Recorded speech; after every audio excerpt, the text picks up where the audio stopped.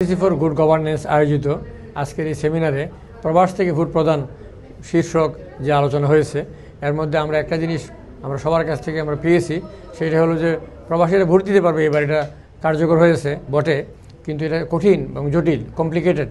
এটাকে ইজি করতে হবে, সিম্পল করতে হবে। এটাকে সিম্পল করতে এইভাবে সাধারণ প্রবাসীরা তারা অ্যাপসে যেতে পারবে না, তারা ওটিপি চিনবে না, ইমেইল এবং অ্যাপস একসাথে সিনক্রোনাইজ করতে পারবে না। এবং এটার জন্য একটা কাজ করা দরকার, পোস্টাল ব্যালট করা দরকার, অনলাইন ভোট করা দরকার এবং ফেস টু ফেস অথবা অনলাইন এরকম ক্লিয়ার করে দেওয়া দরকার। যে যেভাবে দিতে চাই দিবে এবং এর মাধ্যমে এই ভোটটা সিম্পলিফাইড হবে। ধন্যবাদ। আমাদের ভবিষ্যৎ পরিকল্পনা হচ্ছে এই যে ক্যাম্পেইন প্রবাস থেকে ভোট প্রদান, এটিকে কন্টিনিউ করা যতদিন পর্যন্ত এই প্রবাস থেকে ভোট দেওয়ার যে আমাদের অধিকার, প্রবাসীদের অধিকার, এই অধিকারটা আমরা না পাবো ততদিন পর্যন্ত আমরা এই ক্যাম্পেইনটা চালিয়ে যাব।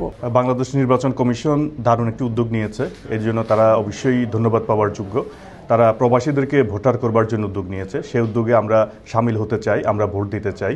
তবে কিভাবে আমরা ভোটটা দিব সেটি নিয়ে এখনও অনেক ধরনের জটিলতা রয়েছে।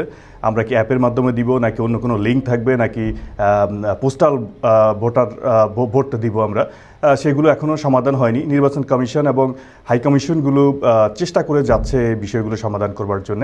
পাশাপাশি যারা ডায়াসপোরা রয়েছে, যারা বিদেশে বসবাস করছেন, বিভিন্ন সংগঠন এই কাজগুলো করে যাচ্ছেন, তারা তাদের দাবি জানাচ্ছেন।